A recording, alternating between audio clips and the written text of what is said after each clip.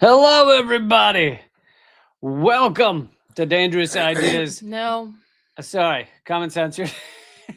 It's too many shows. Sorry. Also, do you have to put I'm moving it. I just need. Christ on a cracker? I can't click all the things at once. You don't have to start with the comments on my face. Everyone's demanded to have their comments on your face. That's been part of the. Yeah, well, they can suck it. Stop putting comments on my effing face. Listen, everybody, could you stop putting comments on her face? All right, it's the last time we're gonna tell you. This is typical male behavior, trying to blame everybody else for some shit that you did. Okay. Don't make it about all men. It's just me who's shitty. All right. So on that note, we're coming in hot. Hello, everybody. I'm Lee Camp, joined by the always amazing Eleanor Goldfield.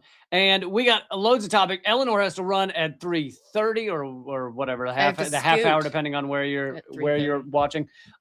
So therefore, we've got to get through a lot of topics quickly. I am going to be here for the full hour. I'm going to start Unredacted Tonight at 3:45. We'll start playing that, but basically, anyway. Now you know what's going on this entire hour. It's good to give them the play-by-play. Give them the rundown. It's like a playbill that you get at the theater. Exactly. That's why they give you the playbill. Okay, so we're going to start with Israeli forces spraying an unknown chemical on Lebanon, because they have basically learned that they are accountable to zero laws. So why not just go for the ethnic cleansing, genocide, the bingo card? Why not fill the bingo card? Oh, I'm sorry. Were you waiting for me? Go for it. So basically, and I want to contextualize this by saying that this isn't the first time that Israel's done this. So yes, they are realizing now that they are really accountable to no one, but they've also done this. They've sprayed unknown chemical agents across the area back in 2019 and probably before that as well. But this was this past Monday. The UN interim force in Lebanon has warned of serious health and environmental risks after Israeli forces dispersed a, quote, unknown chemical substance over areas near the Blue Line in southern Lebanon, which forced the suspension of peacekeeping operations for several hours. That's the UN demarcated line marking Israel's withdrawal from Lebanon in 2000. And they could... Go ahead. Well, I was going to say, they claim it's an herbicide, but as you'll recall with Agent Orange, that was an herbicide too. So I'm sure there's no other long-term harm done by an herbicide. And of course, the UN also then again pointed out that this is not the first time that this has happened, and they urged Israel to stop, which I'm sure will have a lot of great effect, urging Israel to stop.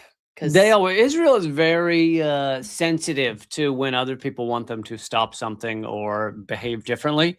They just don't. They don't. You know what it is? They don't want to step on any toes out there in the international community.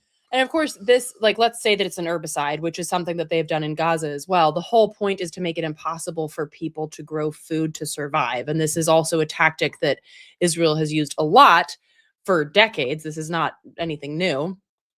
And this is something that they've done in, like I said, Gaza, Lebanon, other parts of Palestine, making it so that they can't survive and have to leave. It's part of the ethnic cleansing to commit this kind of ecocide where people can no longer live on the land, from the land, with the land. And I cover in this week's Unredacted Tonight, which I'll be playing later in the show, I cover the fact that the West Bank, this part of Israel's tactic in the West Bank as well. I don't know if they've done it with dropping the chemicals from the sky like this, but they've killed tens of thousands of olive trees. They legit go in and burn them and dump chemicals on them, etc., in order to annihilate the ability of people to, like you said, live.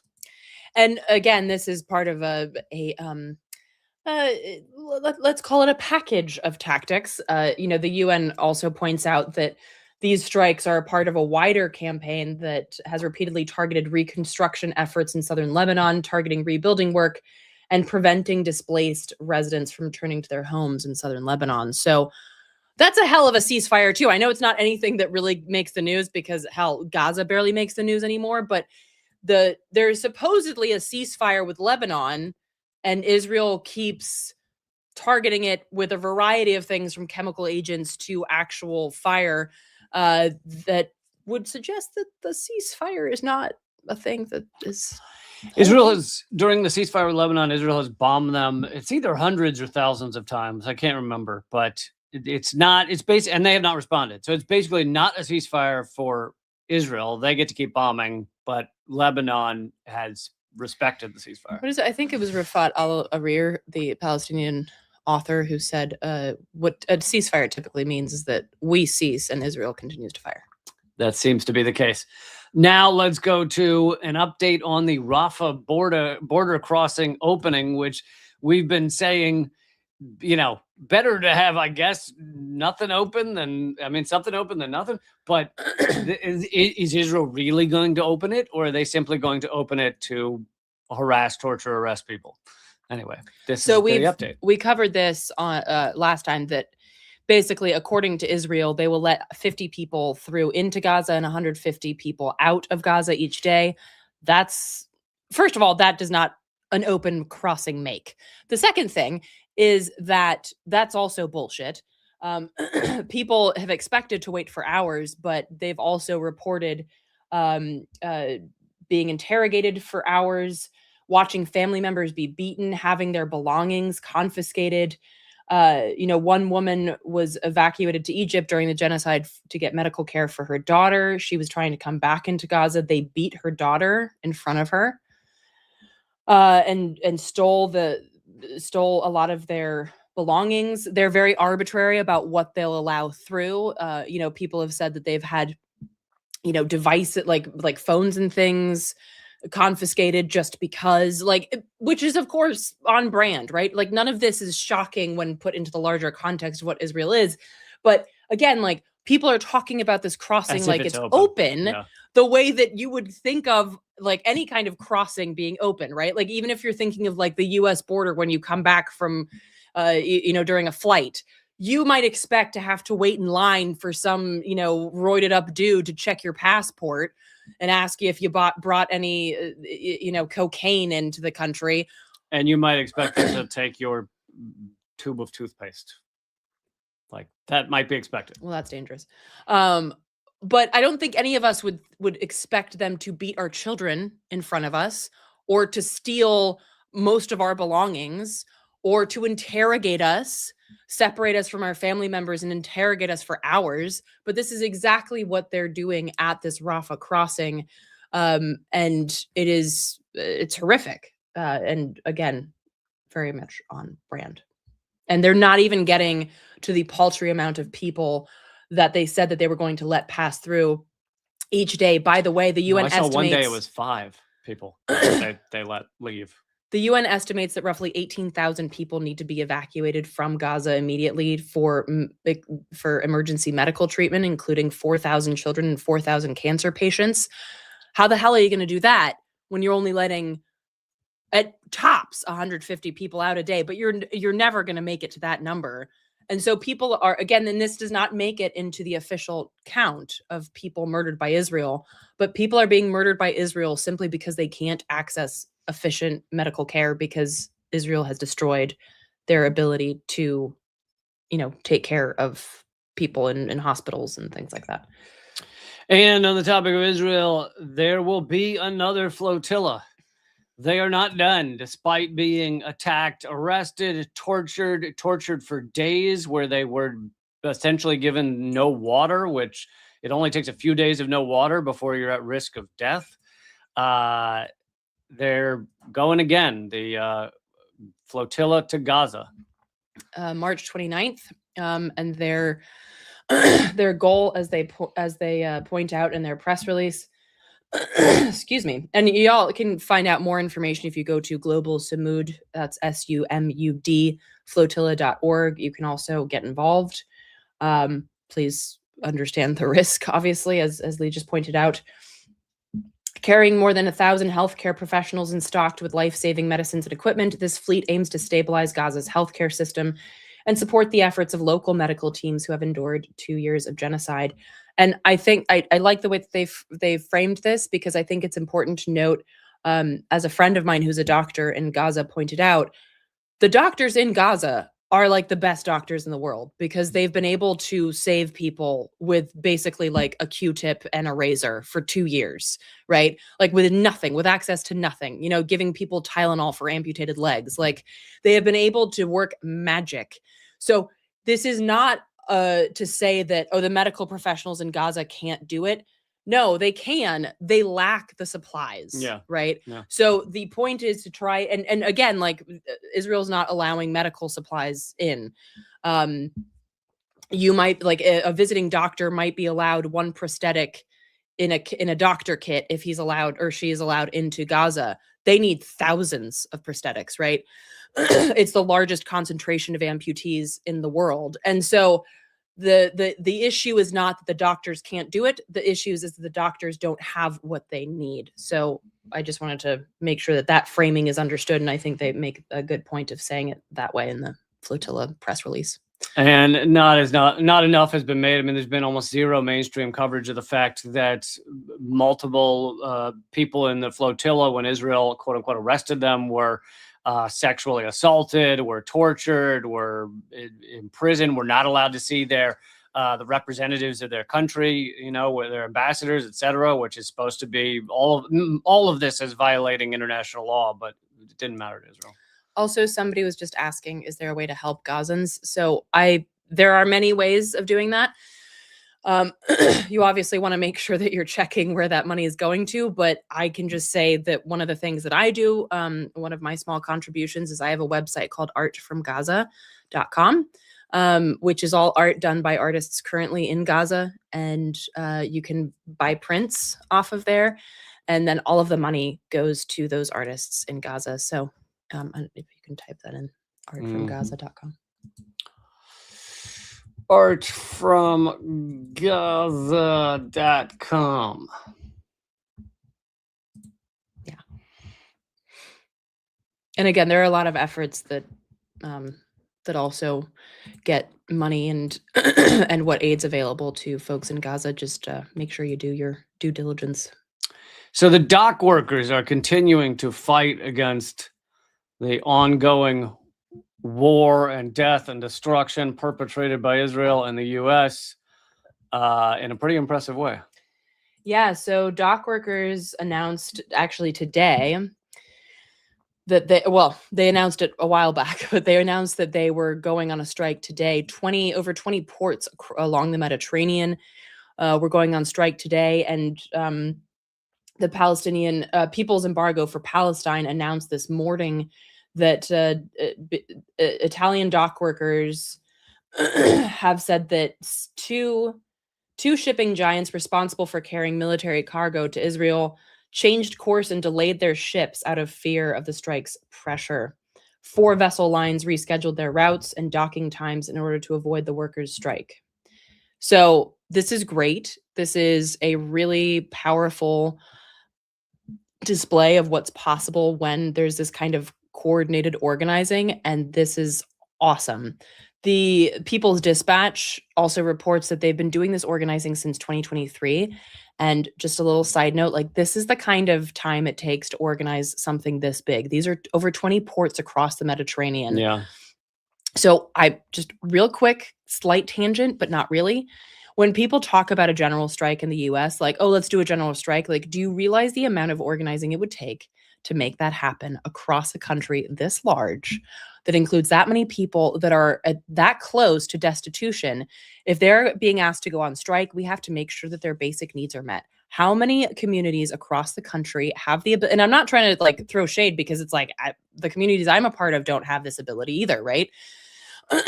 To take care of thousands of people who go on strike as part of this effort. Like, there is a dearth of organizing and there's a lot of dreaming that happens, but like the actual footwork of making that happen, as opposed to just going out on a march or a parade, as I like to call it, calling for a general strike, that's not organizing. Okay. And so this kind of organizing where you get 20 plus ports, like these are massive ports that deal with cargo that goes all across the world. This is a huge organizing endeavor.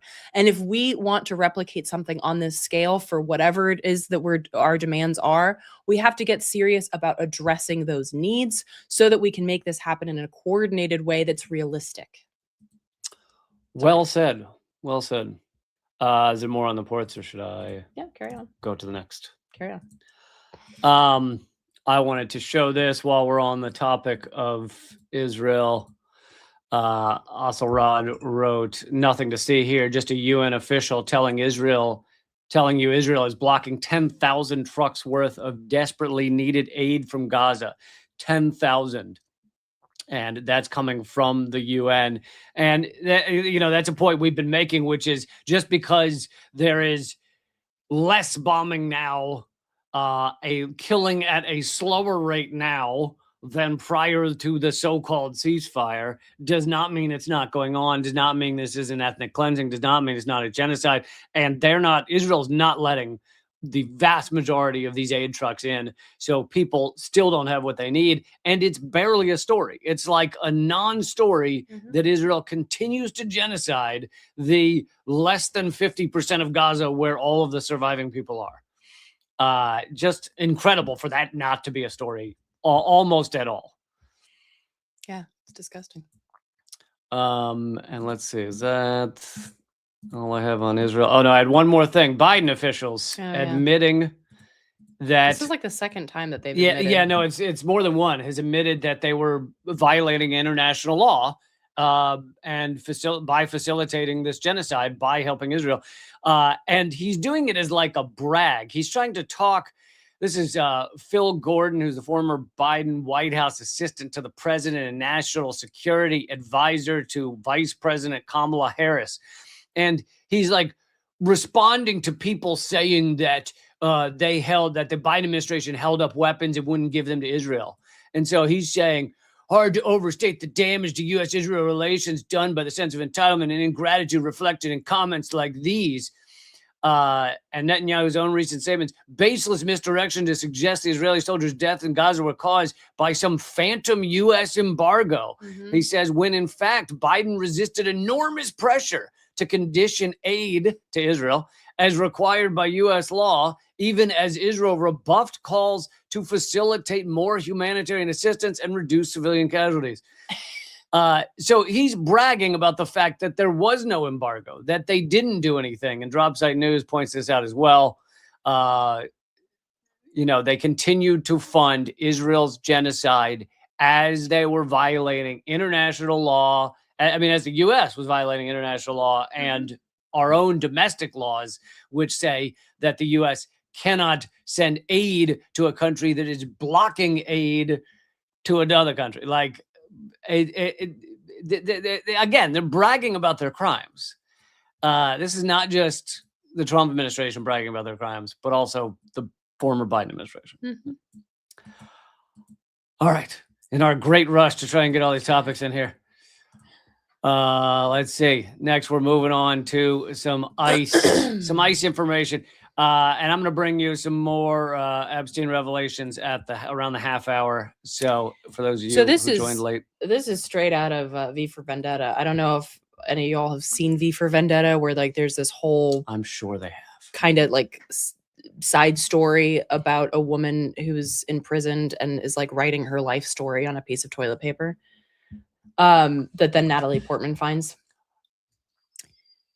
This is people who are imprisoned in a concentration camp throwing notes that are like rubber banded to lotion bottles to organizers that are standing outside this facility. This is a facility in San Diego.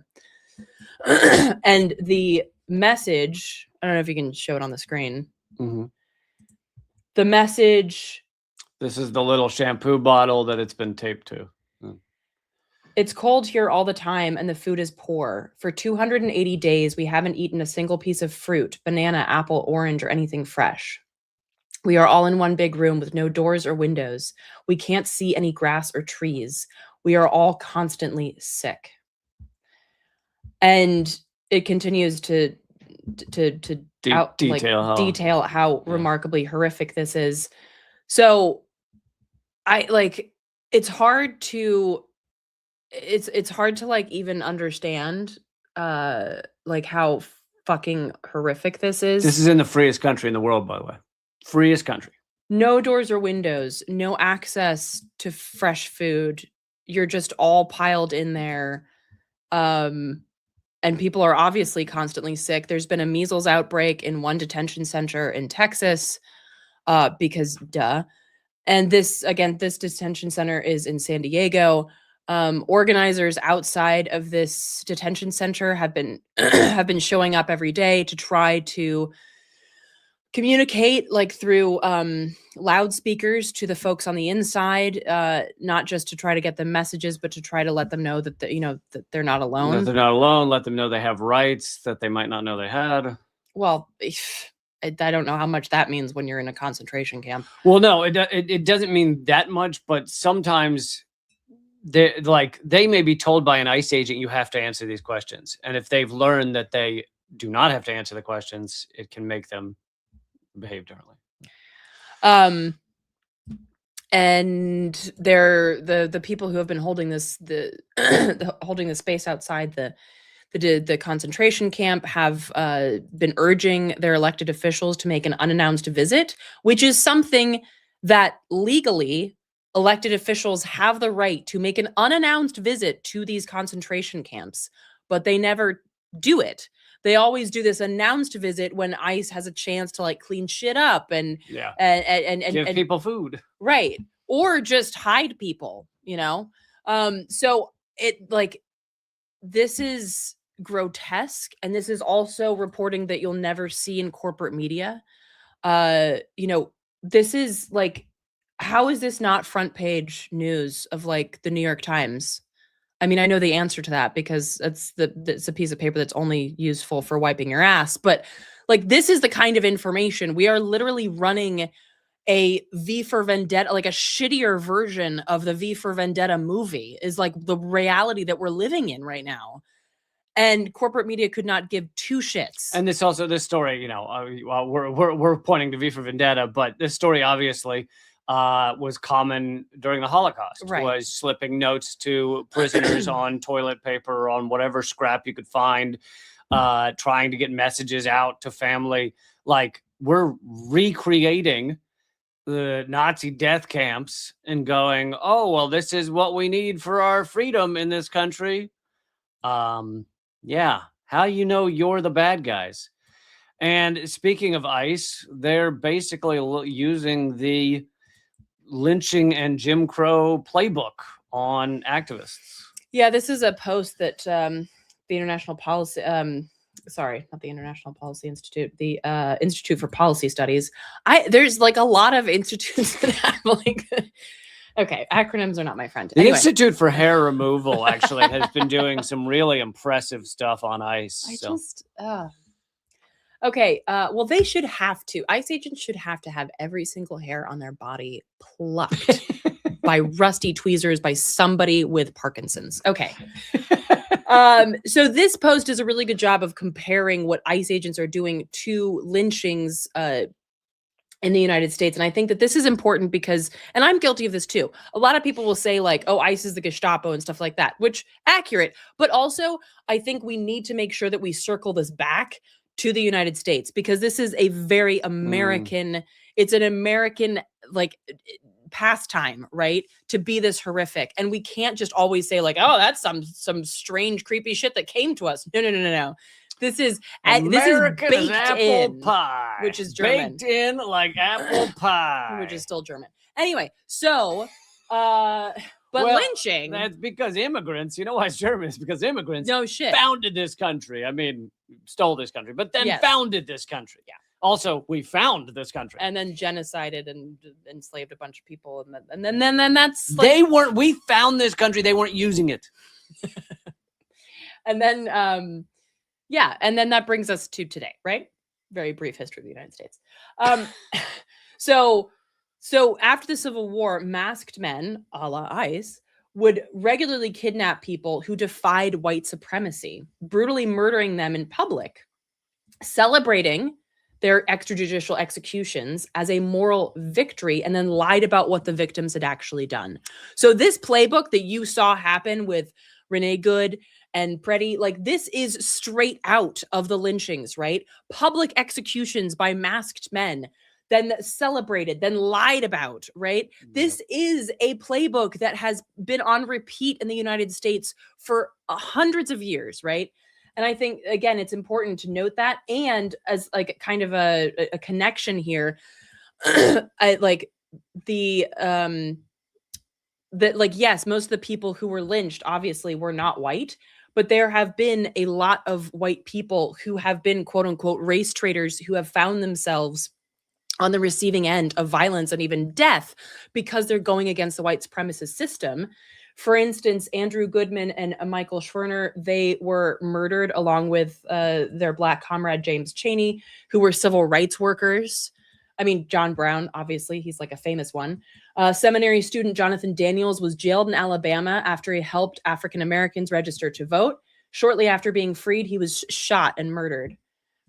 Viola Luzo, 39, was killed by KKK members while driving her car on a stretch of road between Selma and Montgomery. She was a wife and mother of 5 children. She was white. So these are just some examples, right? Like that again, like we look at history and we see the echoes of Renee Good and like it's new to us, right? But if we look at US history, it's not new to the US. This has always been the case. And this is not to say that like, oh, white people have it so hard. Like, that's not what I'm saying. I'm saying that like, this is also something that I've been seeing that like, oh my gosh, now they're coming after white people. Now it's really scary. It's like, dude, they've always gone after white people who have gone against that white supremacist structure and framework. It's just that we haven't heard about it, right? Like how many of us as white kids learned about John Brown or about these folks when we were in school? No, you didn't, because they don't want to let you know that you can be a race traitor. That's not what they're going to teach you in school, in civics class, right? Yeah. They're not going to tell you that.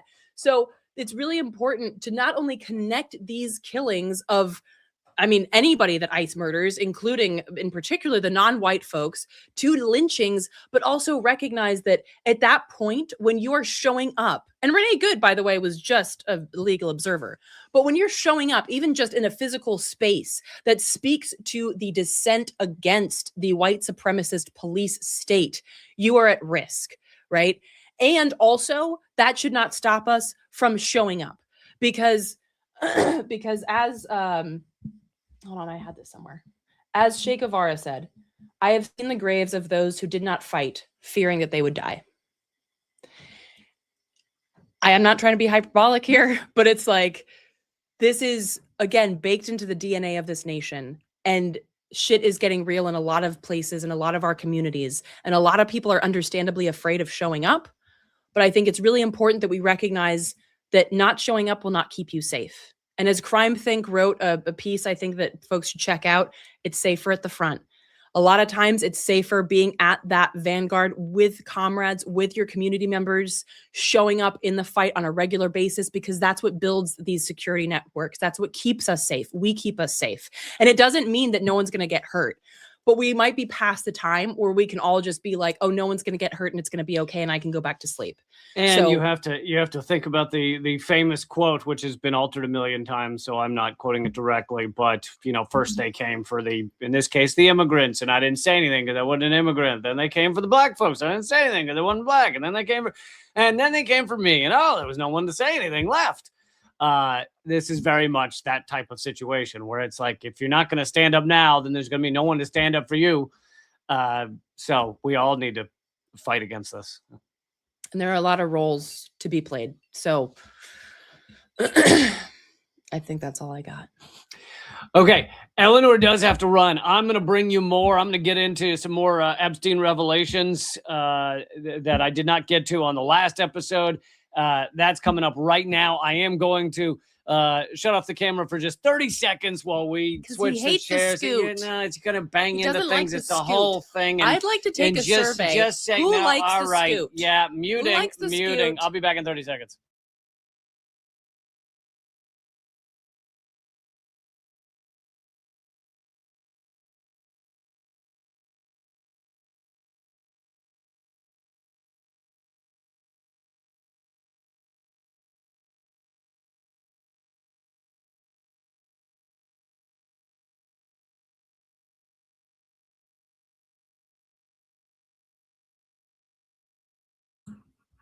All right, I'm back. I told you it'd be 30 seconds. That was not a big deal, right? That was painless. Okay, let's get to there's so much to get to, but let's get to new Epstein revelations, because I do not want to run out of time at 3:45 East Coast time, so 45 on the hour. I am going to start playing for you the new episode of Unredacted Tonight, because I also have to run. But for those of you who have not seen it, hopefully you will enjoy the new episode of Unredacted Tonight, where I cover geopolitics and what the one word is that can't be spoken. I cover the West Bank in Israel, and I cover what's actually happening in Iran. All of that is coming up. But let's do some more Epstein revelations, shall we? So this is the column I just put up on Substack. I'm not going to go through this. I know some of you already read it. It is one of my most popular Substack columns I've put up ever. And it just came out yesterday. It's titled "The Biggest Epstein Revelation Goes Unsaid." You can go check that out. It's a very short column. I think you'll appreciate it. That's at reallycamp.substack.com. So go check that out when you get a second, reallycamp.substack.com. But I want to cover some of the other revelations, because there are a lot. So let's get into more connections with Mossad have been revealed. We've already covered a lot of the connections to Mossad. Epstein and Ghislaine Maxwell had endless connections to Mossad. Ghislaine Maxwell's father was just about as high in the Israeli secret government as you can get. He was given the equivalent of a royal funeral in Israel when he died mysteriously on his yacht. But anyway, this is about what has been revealed with Steve Bannon and former Steve Bannon associate, who has alleged he was a conduit for Epstein and Israeli influence in the White House. The recently released Epstein files contain a transcript of an FBI interview with Charles C. Johnson, a controversial right-wing blogger and former associate of Steve Bannon, who alleged that Bannon was a conduit for Epstein and the Israel lobby when he was the chief White House strategist and after his firing in 2017. There's also an email that came out of Steve Bannon saying to Epstein that Trump is controlled by Sheldon Adelson. Sheldon Adelson, as you guys know, was the largest donor to Donald Trump in the first round. Then he died. Sheldon Adelson, not Trump, unfortunately. And now his wife is one of the largest donors to Trump and controls Trump's Israel policy in many ways. But Sheldon Adelson, the billionaire creator of, or whatever, owner of the Sands casinos. And if you want a connection to media, see, you connect the dots. It's pretty easy to connect all these dots. But Sheldon Adelson also founded and leads, or when he was alive, led the largest or most read newspaper in Israel. I believe it's called Hayom, which it's a free newspaper, but that means that it was handed out at every subway station and was read by more people in Israel than any other newspaper. So this guy and his family, Miriam Adelson is his wife, who still does it. This guy who controls the White House, at least on Israel policy, and is one of the biggest donors and therefore controls the Trump presidency in many regards, is also one of the biggest media owners in Israel. So anyway, according to Charles C. Johnson's allegations, Steve Bannon was close to the Zionist Organization of America, ZOA, and Zionist donor Sheldon Adelson, and would leak information to the press to further their goals in coordination with Arthur Schwartz, a Trump-connected Republican operative who is allegedly an Israeli activist and public relations expert and maybe an Israeli intelligence source. And I just want to remind everyone, because I always feel the need to remind everyone that Zionist does not equal Jewish. I am Jewish and atheist, kind of both. And I'm not Zionist. You can be anti-Zionist and Jewish. There's millions of us. Also, you can be Christian and Zionist, as is Donald Trump, Joe Biden, so many others.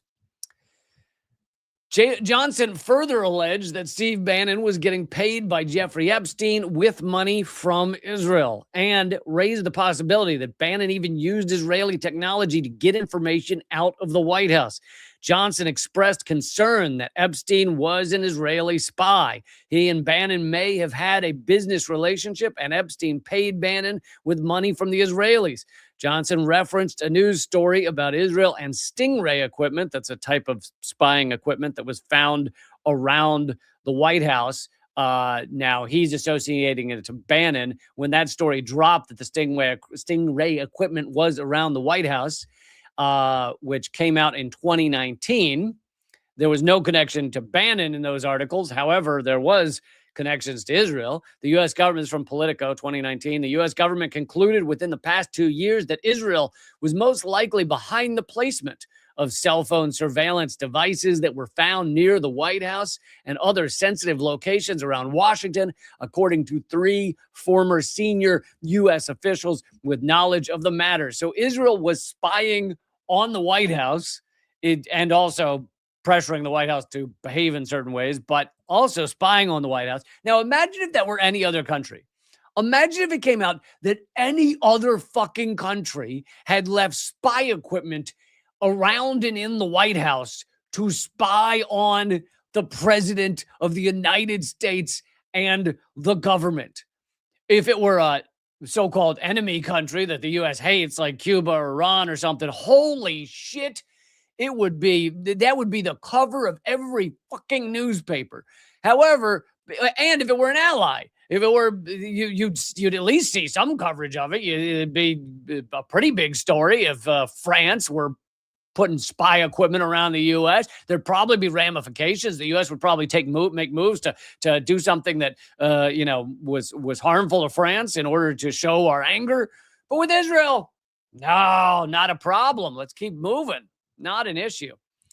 Anyway, this is showing yet another connection to Mossad and to Israeli intelligence. This is not the first. We've covered others. I want to keep moving fast because I want to get to other revelations that have just come out. A new Epstein email has surfaced involving a Harvard professor, which reveals some pretty odd information. A newly surfaced email exchange from Epstein files shows an obscure message from Harvard University professor Martin Nowak, or Nowak, I don't know, to the late sex offender. And thank you, this outlet, for saying late sex offender. So often you look at mainstream media, they call him the financier. Yeah, is that his key attribute? Financier? Or is it fucking PDF file? How about that for his main attribute? No, he's a financier. Nowak wrote an email dated 2014. So again, this is 6 years after Epstein was already found guilty of being a sexual predator. And the email said, "Our spy was captured after completing her mission. Epstein responded, 'Did you torture her?'" Now, I will say that I think, if I had to guess, it's probably not literal torture, but it probably is connected to some sex trafficking. It probably was a woman that Epstein had given to. This is, a guess. Again, I'm not saying this for absolute, but probably was a woman that Epstein gave to Nowak in some situation. I don't know whether that's payment. I don't know what it is. And they're joking about like the spy was captured, blah, blah, blah. I could be wrong. And maybe they literally meant torture. I don't know. But I also think this is an important story because this goes to show that there's a lot of people that were involved in this that should lose their jobs, that should lose their careers at minimum, that should probably be in prison if we had all the information. But because they're not really famous, because they're not the celebrities, because it's not the email from Elon Musk saying, "I want to come to your wildest party on the island," people don't talk about it. And it gets almost zero coverage. And this one's getting a little bit of coverage. But in 2014, Epstein's assistant, Leslie Groff, said, "Reminder, Martin Nowak is coming to the island." Nowak has not yet been accused of criminal wrongdoing, but Harvard University did place him on paid administrative leave in 2020 during an internal review. Nowak continues to be a professor of mathematics and biology at Harvard University. Isn't it amazing the shit you can be involved in and the worst that happens to you if you're a rich person is paid leave. It's just unbelievable. All right, let's keep plowing through some of the newer revelations. Here's another one that's not a famous person, but at least there's some ramifications. A top lawyer's fall shows growing fallout from the Epstein files. This is Brad Karp, and he's a powerful lawyer for powerful CEOs. The Epstein file has claimed its latest high-profile casualty, Brad Karp, for the law firm Paul Weiss. So he represents some of the top CEOs in the country. Karp's position has grown increasingly precarious after a highly contentious settlement with the Trump administration, a move that doesn't matter. But now is set to lead Paul Weiss, symbolizing a shift at the law firm. Justice Department's latest files related to the NFL team co-owner. I covered that the other day, but also Brad Karp. Karp resigned suddenly last night as a chairman of Paul Weiss, a major law firm. So there are some there continues to be fallout, but these people are not in prison. It's amazing how low our bar is for quote unquote punishment for these fucking parasites. Like, we're like, yeah, he lost his job, good. It's like, it's amazing how small, like, we're impressed with this. Just someone losing their job is just, oh, that's impressive. That doesn't normally happen. Let's see, let's keep moving. Oh, I want to play this video.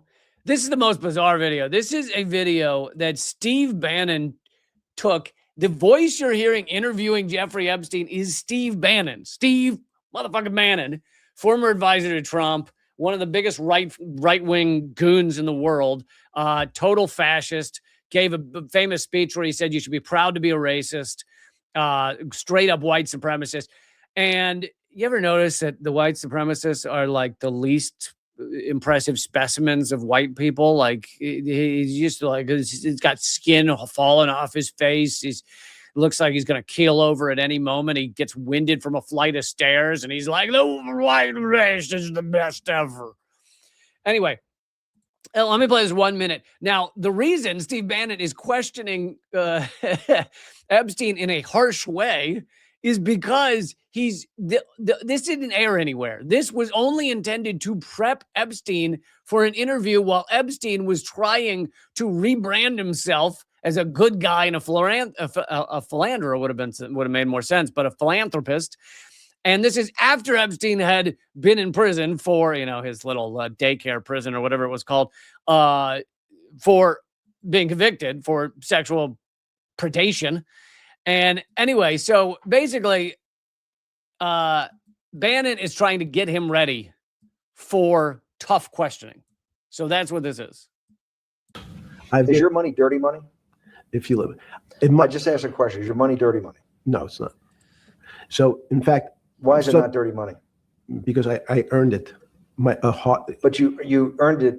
I earned it legally. We went back to this before. You earned it. You earned it advising the worst people in the world, right, that do enormous bad things, and just to make more money. You're a mathematician. We walked into that clinic where they're giving that money out to these people that are in the most dire straits of poverty and sickness, and told them that the money was coming from class 3 sexual predator? Tier 1. What's tier 1 is the highest and worst? No, I'm the lowest. I'm the lowest. You're the lowest. Okay, tier 1, you're the lowest. But a criminal. Yes. That the money came from them. What percentage of people do you estimate? I understand you don't like probabilities. Do you estimate would say, I don't care, I want the money for my children? I would say everyone said, I want the money for my children. Did they know where the money came from? If I told them, if I told them the devil 100%. Himself. The devil himself said, I'm going to exchange some dollars for your child's life. Do you think you're the devil himself? No, but I do have a good mirror. It's a serious question. Do you think you're the devil himself? I don't know. Why would you say that? Because you have all the attributes. You're incredibly smart. You remember the devil. Somebody knows the devil's brilliant. You read Milton's Paradise Lost. No, the devil scares me.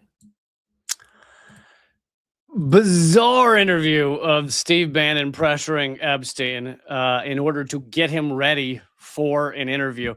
Anyway, I wanted to play that for you. I'm going to bring you more and more of these revelations as they come out. But as I said, if you want the biggest Epstein revelation that literally like almost no one is talking about, then that's at my Substack, reallycamp.substack.com. And right now I'm going to play for you, because I do have to run, but I'm going to play for you the newest episode of Unredacted Tonight right here. So if you haven't seen it, hopefully you'll stick around and enjoy that and enjoy the chat with everybody. I will see you Monday for another live stream. That's 3 p.m. Eastern, noon Pacific. And here is the latest episode of Unredacted Tonight. Coming up on tonight's show, the one word that even independent media seem incapable of saying. And unfortunately, it's the word that explains almost everything. No, it's not jambalaya, but you were close. Plus, Israel is not only ethnically cleansing Gaza. That's just one of the many ethnic cleansings that they're excited about. And finally, getting to the heart of what's really going on in Iran. No, it's not jambalaya. This time you weren't even close. All that and more coming up right now. Welcome to Unredacted Tonight. I'm Lee Camp. One word is apparently still forbidden in all of media. Not just mainstream corporate news for people with blue hair who take selfies with one finger in front of the lens, but even the rogue indie wearing a t-shirt with a testosterone pill ad on it and doing a podcast out of Joe Rogan's shed in Austin, Texas. Even those guys still can't say this one word. They'll say all kinds of awful shit. They view it as a sign of bravery to say the N-word for no reason. They think they're cool for saying slurs to refer to people with mental illness. But there's one word they just can't say. Even the smart ones, they either don't understand it or are afraid, or I don't know what's going on. You know the word, right? Petrodollar. They can't say it. What? It's not that hard. Here's an example. A clip of Dave Smith on Theo Von's show. If you don't know Dave, he's a sometimes comedian, but he has also become kind of the global politics whisperer for the Joe Rogan sphere. You've heard of horse whisperers who can speak to horses by groaning and snorting and stuff like that kind of thing. Dave Smith snorts and huffs and puffs, and apparently the Joe Rogan gang are able to understand that.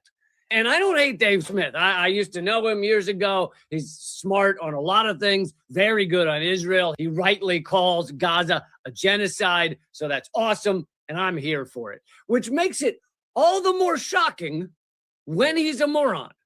He endorsed Donald Trump rather than endorsing none of this nonsense. How do you feel like Trump's done in his first year? Like, what are things he's done that you like? Well, and I think he's been terrible. And I assumed he probably would be a disappointment. And I supported him last year just because I thought, like, all things being considered, it was better for our country that he win than Kamala Harris win. And also the Democrats just so deserve to lose. Like, you just can't reward that. Yes, the Democrats deserved to lose. I totally agree. And so did Donald Trump. You can't reward the Dems, but you can reward whatever the that orange flesh sack is doing every single day of his pathetic, creepy existence.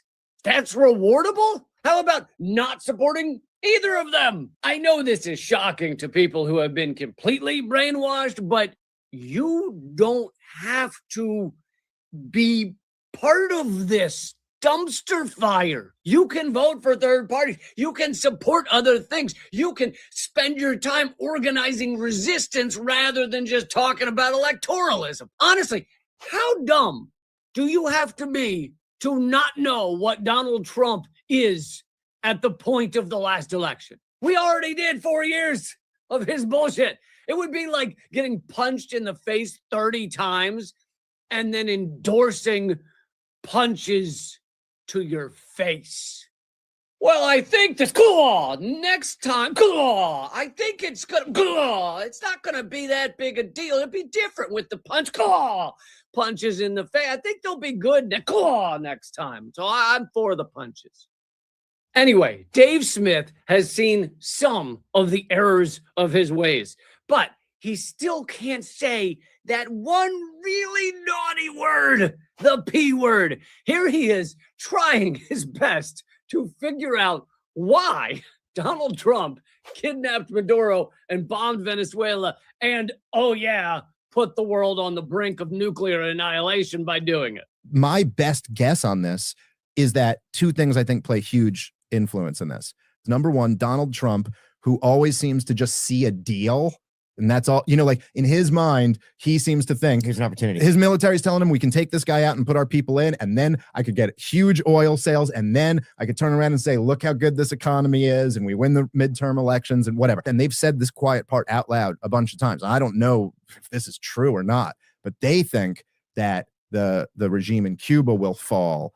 So he thinks Trump invaded Venezuela, killed 100 people, kidnapped Maduro, risked getting into a war with China, Russia, a bunch of others, just because he and his goons are hoping Cuba will fall and we'll get a really good mojito pipeline going to the U.S. And, oh yeah, to have some more oil to steal, even though the U.S. is already one of the top 5 oil exporters in the world. Sure, they want to collapse Cuba. Sure, they love stealing oil. But it's more than that. It's the petrodollar. The fact that most oil is sold around the world in U.S. dollars is one of the main reasons the dollar is the global reserve currency, which means the U.S. government can print all the dollars they want, and yet inflation doesn't run wild. Other countries can't do that. The U.S. can spend $1 trillion a year on military and still have money to make it rain on strippers. The U.S. can have an insane national debt and still be rich. Our debt, as of the writing of this show, is $38,460,239,716.76. I like that they keep the cents in there, like someone's really keeping track. But that number is actually wrong, because between the time I wrote this and the time you're hearing it, that debt increased by $71,750 per second. The U.S. is constantly increasing the amount of dollars in circulation, the monetary supply. It's over $22 trillion. They added 20% to the monetary supply the moment the pandemic started. The only way to print that much money and not be at risk of full financial collapse with a completely debased currency is the petrodollar, the main pillar of why the U.S. is the global reserve currency. Okay, so what does that have to do with Venezuela, the country with more oil than any other country? Venezuela was actively selling that oil in Chinese yuan, not dollars. In 2018, Venezuela announced it would free itself from the dollar. They started accepting yuan, euros, rubles, anything but dollars for oil. They were petitioning to join BRICS. They were building direct payment channels with China that bypassed SWIFT entirely. And they were sitting on enough oil to fund de-dollarization for decades. In the de-dollarization war, Venezuela was like the ultimate battleship. The U.S. desperately needed to take it out of the game. Unfortunately, Dave has, I guess, not figured this out yet. Neither has Joe Rogan. Neither has apparently 80% of indie media journalists or talking heads or yelling melons or bloviating bulbous faces or whatever you call them. And me. But I'm not bulbous, all right? It's the right size relative to my body.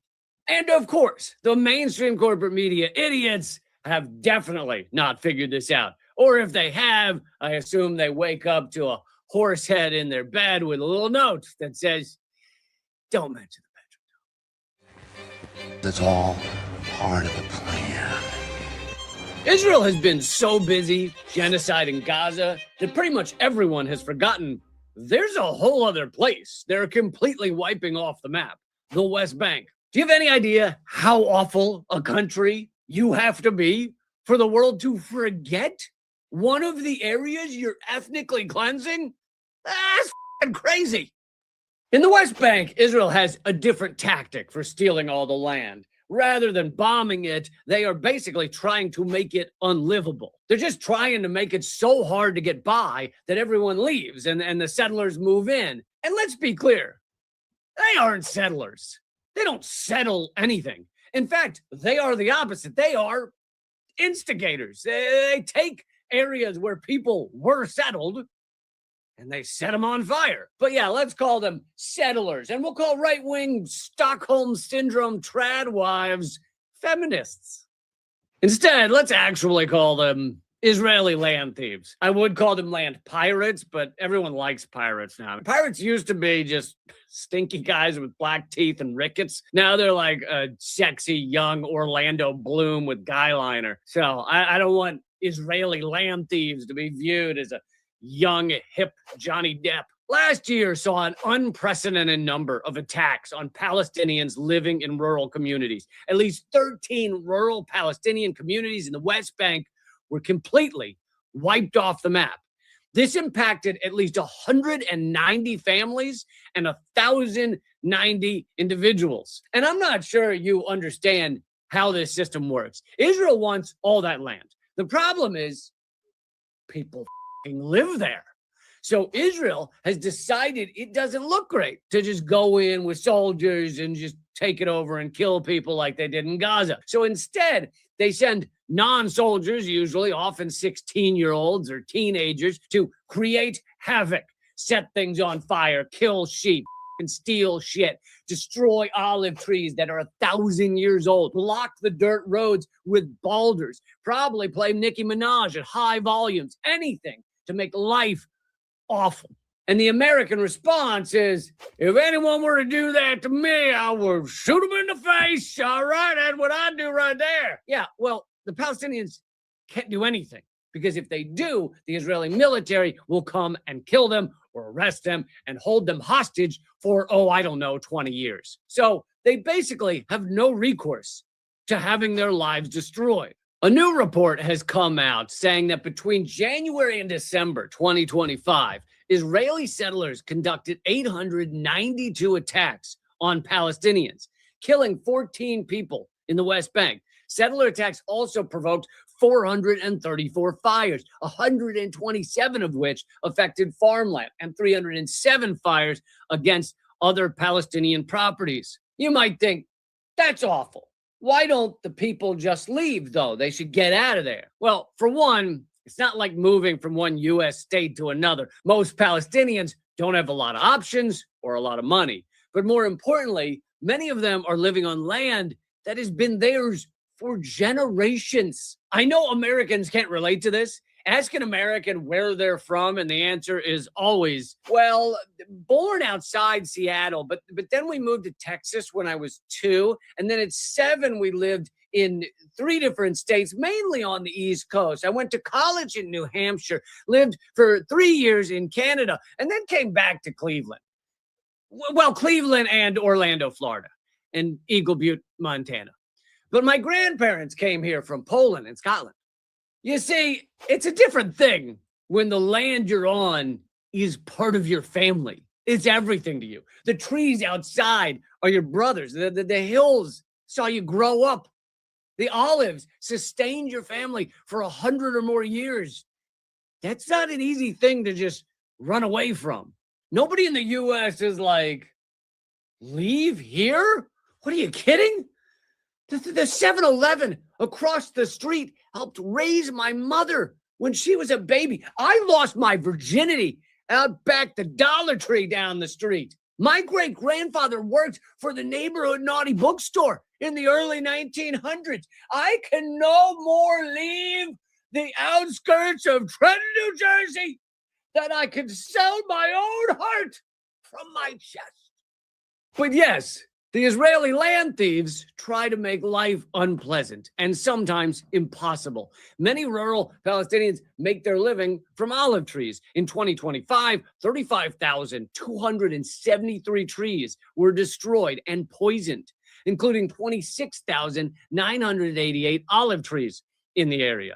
But it's not just attacking their livelihoods. Sometimes the IDF legit just destroys their homes. This was coupled with a wave of demolitions by the Israeli army, which leveled 1,400 Palestinian structures that year, including 304 inhabited homes, 74 uninhabited houses, 4,900 farming structures, and 270 other livelihood structures. You see, Palestinians don't even really have anyone to complain to when Israeli land thieves wreak havoc.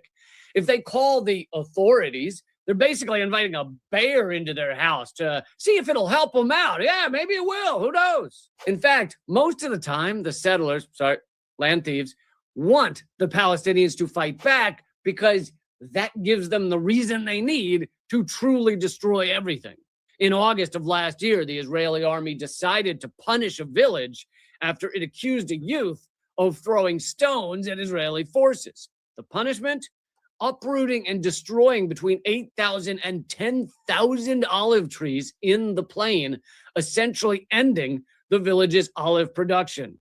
The punishment for throwing a stone at your ethnic cleansers was to have your village's entire livelihood ruined. Essentially, settler violence is step one to stealing the land. Step two, after the family either flees or fights back, is for the IDF to come in and destroy the structures or the trees. At that point, the land is, quote, no longer occupied by anyone. So Israel goes, wow, look, that village we wanted to take is somehow empty and free to take. What luck.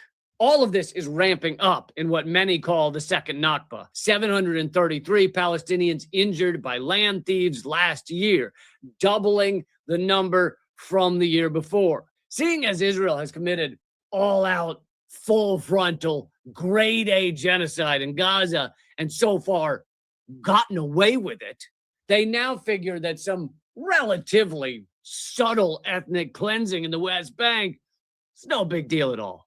Genocidal apartheid states don't just choose to start behaving themselves one day. They have to be stopped.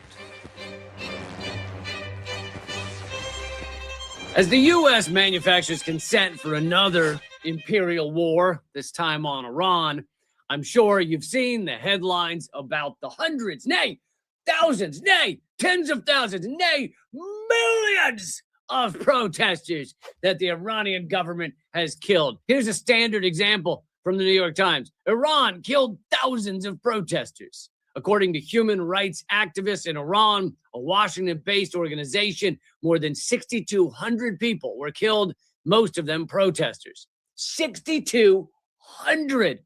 Good God, man! Now, let's ignore the fact that Mossad has admitted publicly that they're on the ground with the protesters. Let's ignore the fact that the U.S. has admitted creating these protests using economic sanctions, i.e. economic war. And let's ignore the fact that none of these news outlets seem nearly as concerned about the genocide that continues in Gaza. Let's instead ask a rather simple question. Tell me again where the 6,200 dead number came from. Oh, an organization called Human Rights Activists in Iran. Well, that must be legit. It's human rights activists inside Iran. They've got to know more than us. Way over here in the United States, they're in Iran. Excuse me. Where in Iran again? Oh, yes. Washington, D.C., Iran. Yep, Washington, D.C., Iran. It's a wonderful city, honestly. It's a really unique culture there. The slow-cooked saffron chicken kebabs they sell outside the Lincoln Memorial are to die for. That's right. This is an organization called Human Rights Activists in Iran, and it's based in Washington, D.C. So they lie to you in their name. They couldn't make it past the name. without being full of bullshit. I think that's a red flag. So who exactly are the activists in this organization? Human rights activists in Iran is bankrolled by the Central Intelligence Agency, CIA, through its cutout organization, the National Endowment for Democracy, NED. Established in 2006, Human Rights Activists in Iran is based in Fairfax, Virginia, basically Washington, D.C., just a stone's throw away from CIA headquarters in Langley. Oh, it's a good old CIA. And they put it next door to CIA headquarters for an easy commute. You know, that's the worst when you're trying to manufacture fake revolutions and you have to walk several blocks, So just put them next door to each other.